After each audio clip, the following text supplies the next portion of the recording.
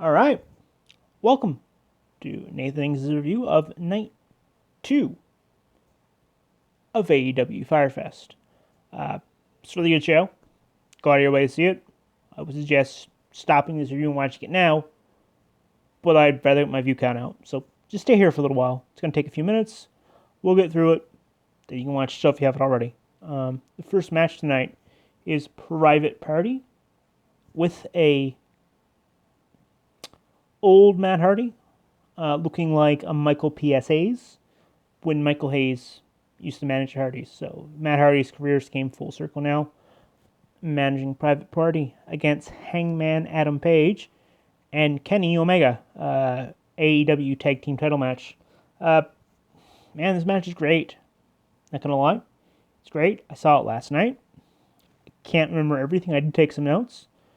But essentially, the story of the match is Private Party looking amazing, throwing everything they can at the champs, but the champs is being that much better. That much. Match is amazing. Private Party's great. They hit the silly string. They look really good. They look like crisp. You know, they take it to Hangman Page and Kenny Omega. I think it riled them. They really sold me a ticket, even though we knew that if Hangman Page and Omega are going to lose the titles to anyone, it's probably going to be the Revival.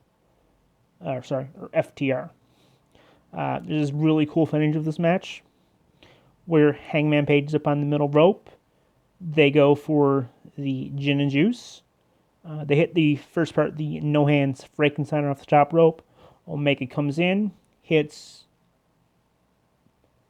the one with the tails, Isaiah Cassidy, with the V trigger, and they chuck him out of the ring. And then Omega and Hangman hit the last call and win the match. But man, it's like you know who's going to win. I can't do this match justice. It was probably one of the better TV tag team matches we've seen in a while. It's a hot way to open the show. Give Private Party maybe a year or 2 years, and they're AEW tag champions, probably multiple times. I can see the story being Private Party eventually takes the belts from the Young Bucks. Falling back to their tournament match. Private Party eventually gets the belt from the Young Bucks. That's what I'm thinking happens if FTR doesn't get it from the Young Bucks. But there's going to be a match there. Private Party looked amazing. Isaiah Cassidy does an amazing, breathtaking shooting star press. I would say Juice and Ligerish, as nice as his, but I really think it was as nice as Evan Bourne. Really phenomenally nice shooting star press. Man, it's a great, great match. Whatever I'm going to say here is not going to do it justice, but man, you got to go out of your way and see this match. It was that good. Arguably the second, maybe third best match on the show, depending how you feel about the main event and the 8-man. The 8-man tag was really good as well. Up next, we get the bad boy, Joey Janela, GCW's own, the bad boy, taking on the Murder Hawk monster, Lance Archer. Joey Janela comes out to the ring, usually tagging with Sonny Kiss, looking for Sonny Kiss. He's not with him.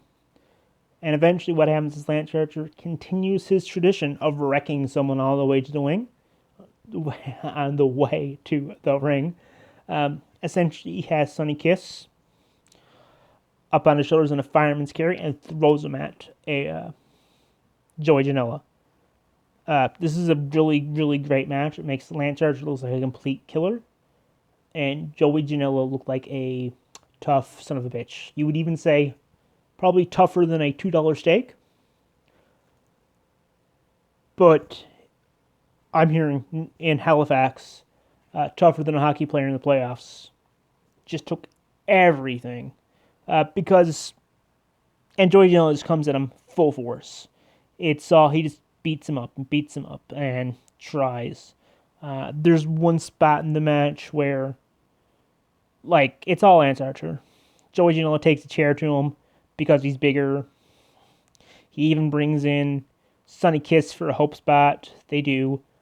Joey Janela does a top rope seated senton, so like a backsplash. And Sonny Kiss hits him with this beautiful 450 splash. A really nice 450. Sonny Kiss has a nice 450 splash.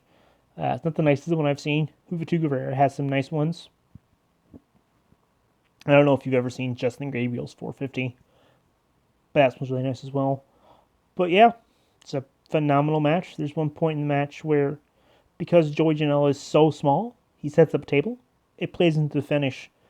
Essentially, the finish is, I believe Joey Janela gets onto the top rope looking for like a crossbody or something. Lance Archer kind of goes over and catches him, so to speak.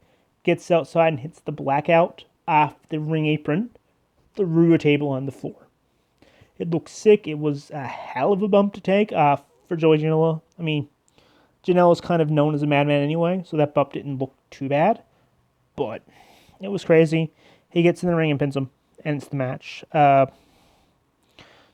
This match did what it was supposed to do. It makes, like I said, Lance Archer looked like a freaking killer, and Joey Janela looked tough. It's actually amazing to me that at one point TNA had Joey Janela and had Lance Archer, and they didn't use him this good. Lance Archer looks great. If you've even seen him in New Japan in the Suzuki-gun, he looks 10 times better than that with his long red hair, his big massive tattoos. He looks like a anime villain. It's good. Next, we have a video package from Darby Allin. Right, just saying, hey, Cage, you put me on the shelf. I'm not medically cleared to wrestle, but when I am, you're gonna know I'm ready to wrestle. And essentially, he's up on this high platform like a bungee cord. Jumps off, does a coffin drop into like a foam ball pit. I don't know how I feel about it, but Darby Allin has these weird Daredevil segments every week. So if you like Darby Allin weird Daredevil segments, you're probably going to like this. After that, we have an interview by Taz talking about Tony Schiavone. Taz comes out, says, I think it's funny how our champion, Jon Moxley, is not here again this week. Here I am saying I'm deserved that my client, Brian Cage, deserves a title shot. And where's Moxley? He's not here. Lance, my client's a killer. He's taking the title. We're not going to run. And Taz has something with him. He says, I've got something here from my own personal collection, a world title that's not recognized by anyone, by any wrestling company, but it proves you are the, I think, baddest son of a bitch in wrestling. And it gives it to Brian Cage. It's the old FTW world title. It's Taz's old FTW back in ECW when he was having a feud with Shane Douglas. He was being screwed out of the world title, so he created his own. It debuted in 96 on a show that was called That Ain't Seinfeld. Yeah, 2020, and we have a Seinfeld reference. I didn't think you'd have it either. But yeah, it's a That Ain't Seinfeld reference. Gives it to Brian Cage. It's all black and orange and black. Brian Cage this week isn't wearing a shirt. Let's be honest, if I looked like Brian Cage, I wouldn't wear a shirt. The segment was pretty good. Got it for Cage. Gave him a title. Next week it's Moxley and Cage for the AEW World title. So I don't know if, what's the point of this build?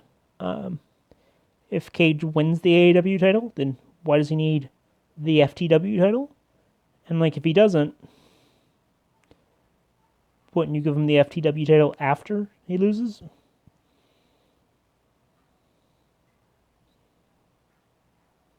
This is an odd way to book it. Next up, we have our huge 8-man tag. So before we go any further, it's make sure you hit the like and subscribe button and follow me on Twitter and Instagram. It really helps a lot. Before we go any further, it's time for our 8-man tag. It's the Young Bucks Matt and Nick Jackson teaming up for the first time ever against FTR. This is the first time that FTR and the Young Bucks have even been in the same ring for a match together against the Lucha Brothers, Penta El Zero M, and Rey Fenix against the Butcher and Blade. So before the match, the Butcher and Blade still have the FTR's truck apparently, and they all come out in their truck. Interesting way.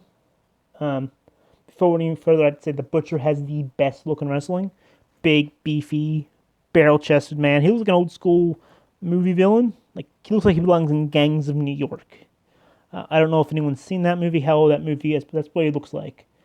This match is great. Absolutely great.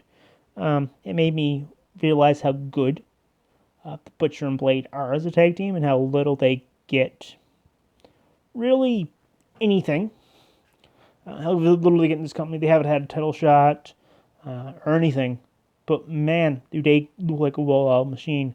There's points in this match where FTR and the Young Bucks are in control, and if it was the Young Bucks working over on someone, a member of FTR would do a blind tag, and the Young Bucks was kind of giving the dirty look, saying, I'm not really used to teaming with you, type of thing, building that kind of respect that the two might have, because you're so good at what you do, you're going to have some respect. You don't necessarily hate each other. The best thing I can say would be like Michael Jordan and Karl Malone. I'm sure Michael Jordan and Karl Malone didn't necessarily like each other, but there's always that respect from each other. And they do help each other's else with their tag moves. So eventually, like, one of FTR is going for, like, a spike pile driver when the Young Bucks jumps off. And good back and forth match. It really helps let you know how good the Butcher and Blade are. Even though they don't really get anywhere. They're probably the second, maybe third lowest tag team from the totem pole. They're above Peter Avalon and Ren and Cutler. But are they above LAX? Proud and Powerful? AEW has such a tag division, it's hard to say. Are they above the Natural Nightmares? QT Marshall and Dustin? They're somewhere in there. No one's really expecting them to win a tag titles anytime soon. But they're still really, really good tag team. They'd be a really good tag team on, like, maybe if you had, like, they'd be really good in New Japan as kind of the members of, like, Suzuki-gun. If Suzuki-gun didn't have such a dress code. They'd be a good Gaijin tag team in Japan, if that makes any sense. Yeah, this match was great.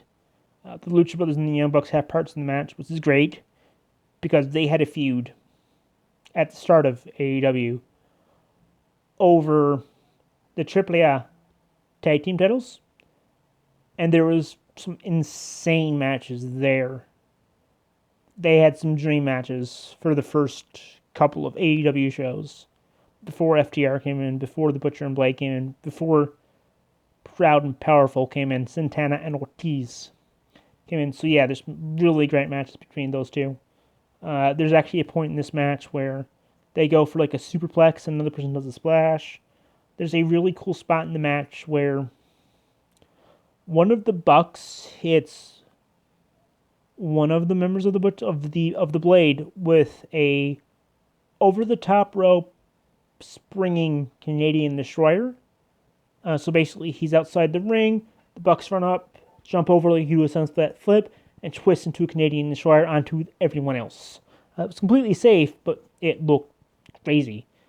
This match was insane. Eventually, it just breaks down where there's some, obviously, the Young Bucks are doing really well, and so are the FTR, but they're off the same page. One of the Jacksons kicks a member of FTR with a super kick, and that lets the Lucha Brothers hit the Lucha Brothers driver, which, if you're not know, was a package pile driver assisted combo. I can't give this match perfect. I can go on with this match. Just go see it. It's pay-per-view quality match. It should have been the main event of tonight instead of Jericho and Orange Cassidy. But, yeah, if this book ended the show, I'd be fine. It didn't. But, pay-per-view quality match. Amazing, amazing match. Go out of your way to see it. And I've said that, again, that's the second time I've saw that tonight, and we're only in the first hour.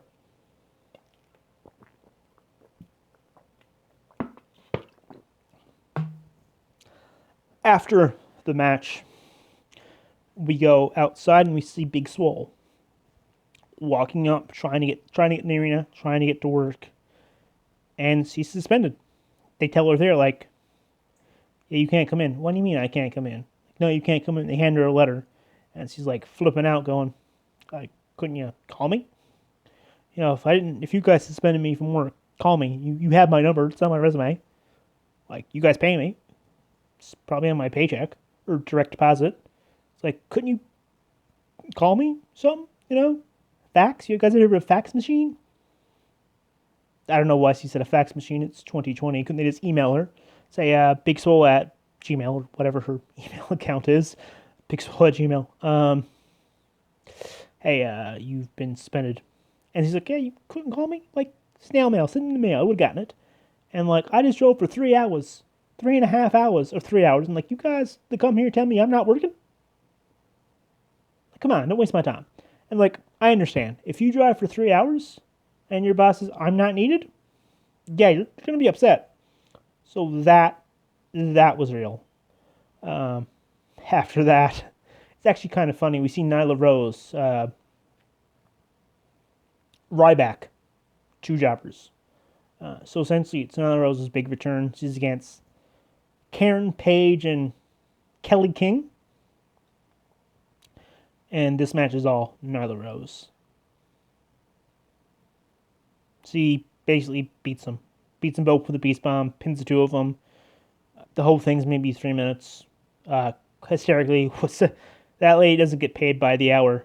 After the match, Nyla Rose grabs the mic and says, hey, I'm getting a manager. I'm going to have a manager. I'll let you know who it is. But I'm getting the manager. And she says, everyone in AEW had success has a manager. She uses Cody. Cody, gets Arn Anderson as a manager and is TNT champion. Yeah. And she goes, well, Brian Cage has been here 3 weeks, has. And he's already in a title shot. He's already in the main event of Fyre Fest next week. Sorry, Fight for the Fallen next week. And, like, he's got his own title. Like, I'm getting the manager, and I'm coming after Karushida. I'm taking back my women's title, and I'm getting a manager. Promo was great. The match, like I said, put over Nyla Rose, the killer. Put over, like, Ryback. And Ryback was squashing jobbers. After that, we go to commercial. And then we get an odd match. It's SCU against the Dark Order. So it's Mr. Brodie Lee and Stu Grimson with Colt Cabana. So it's basically the match is like, it's continuing the, hey, Colt Cabana looks really weird with the Dark Order. What's he doing there? And SCU. SCU looks really good. I always find it funny every time I see Kaz and Daniels team up, how long they've been together. For those wondering, Kaz and Daniels started as a tag team about 12 years ago in TNA in the Claire Lynch program. Yeah. They've been in TNA together. They've been in Ring of Honor together. This is AEW, which they've been into. I think they did some tours to Japan. But yeah, they've been together for a long time. And Daniels is 50. Is in his 50s. He looks amazing for a man in his 50s. The Dark Order come out first. Colt looks really out of price with his bright, handmade ring gear. Opposed to the Dark Order's all black, business-like attire. The match starts. Colt, just wants to go over with, Kaz and Daniels and Scorp because they're friends, right? Hey, Scorpio, we've been on the independent scene for years. What's going on? Type thing. I'm like, no, you stay here. Before the match, Colt Cabana is getting some work done in the back, and he has this massive bruise on his ribs. That's apparently not paint. It's legit. And, like, he's getting erected on the trainer's table. And Brodie comes in, Colt, we know you're hurt, but you got to suck it up. And Colt goes, okay, thank you, Mr. Brodie Lee. He has the same look in his eyes if your boss told you to do a project and you didn't want to do it. Oh, sorry, sir, I know it's Friday and it's halfway through the day, but we really need this project done by tomorrow. There's some graphs or charts. Oh, I need that, I really need that sales pitch. Can I do it Monday? No, I'm sorry, but no, you really can't. That kind of look, I'm sure we've all been there. The story of this match is, Colt Cabana getting the upper hand, but wants to be nice, wants to let him tag in because Colt's a nice guy. And the Dark Order, no, stay on him. You stay on him. We're getting this win. That's how it breaks down. Eventually, Brodie Lee hits the spinning clothesline that he does and tags in Colt and gets the pin. So for those paying attention at home, which I hope is all of you, this is the second time Brodie Lee's done all the heavy lifting and Colt Cabana's won and he hears music. So it's kind of like, oh, you're doing really well, kid. I don't know if you played hockey, if anyone played hockey, but if it's the same thing as like passing the puck to someone right in front of the net when the goalie's opened. Like you do for a kid who's, you got 20, we'll give it to the kid's first game, he'll get a goal, he'll feel good about himself. Or, and you haven't scored in like 6 games, like your grandparents are here or something, we'll pass the puck in front of you in the net, you can score. You score from the slot. Essentially, Ryan Smith, if you know who Ryan Smith is, his game. Everything looked really good. In the match, it said Scorpio's going for singles titles, so AEW ruled and a TNT titles against Cody. And SCU proper, Kaz and Daniels, also known as the Bad Influence, also known as the Addiction, are going for the tag titles. It was essentially that. After that, we get another segment between Big Swole and Britt Baker continuing their feud because, Britt Baker's has a bum leg and is in her chair. And she comes in with a hoodie and a mask on and goes, you suspended me. What a bunch of BS. It's trash day. And gets taken from ringside. Next out, it's a main event. Orange Cassidy against the Ayatollah of Rock and Rolla. That's old. Le Champion, Chris Jericho. The match starts. Orange Cassidy walks out to the ring wearing his shirt with blood on it, being accompanied by the best friends. He goes, thank you, Tret and Chucky. I'm going to do this on my own. I'm going to be the valiant one. I'm going to win or lose this match against Chris Jericho on my own. Makes his way to the ring. Looks pretty serious and goes to it. Jericho comes out being accompanied by proud and powerful Santana and Ortiz, carrying a orange juice bottles. JR makes the comment, it's probably screwdrivers. Knowing LAX, it's, if you don't know what a screwdriver is, it's vodka and orange juice. And they actually will play into the finish. The match starts with Orange Cassidy lackadaisically putting his hands in his pockets like he does and starts. Jericho looks pissed. It's all Orange Cassidy. He hits him with a headbutt. Orange Cassidy starts off firing hot, goes to tope suicide outside the ring and beats up on Jericho for the first little bit. Maybe Jericho's like, oh, I've really got to try against this guy. Jericho obviously took him off of it for a little while. This match was better than it had any right to be. Orange Cassidy looked tough. Looked like he was on the attack for a lot of the match. Looked tough. There's a spot there. Orange Cassidy gets a hope spot and does a bunch of lucha pins, calling back to his days in the Ant Colony in Shikara. Yeah, Orange Cassidy was, I believe, Fire Ant or Soldier Ant. He could have been Arctic Adventure Ant, for all I know. But yeah, the Ant Colony had a lot of members in Shikara. There's some really good lucha stuff. Orange Cassidy gets hope spots, does a diving DDT. Really beautiful move. Does that. There's a spot in them, like Jericho puts him in the walls of Jericho's a couple times, and he kicks out. Orange Cassidy gets a bunch of hope spots, hits a really nice Hurricane Rana, hits a flippy forward move. I'm not sure what it's called. I'm sure Excalibur called it something, but I'm not Excalibur. I don't know what Excalibur calls most things, but look good. The finish of the match is Orange Cassidy has a pin, and like I believe Santana, or it could have been Ortiz, takes the orange juice and throws it at him.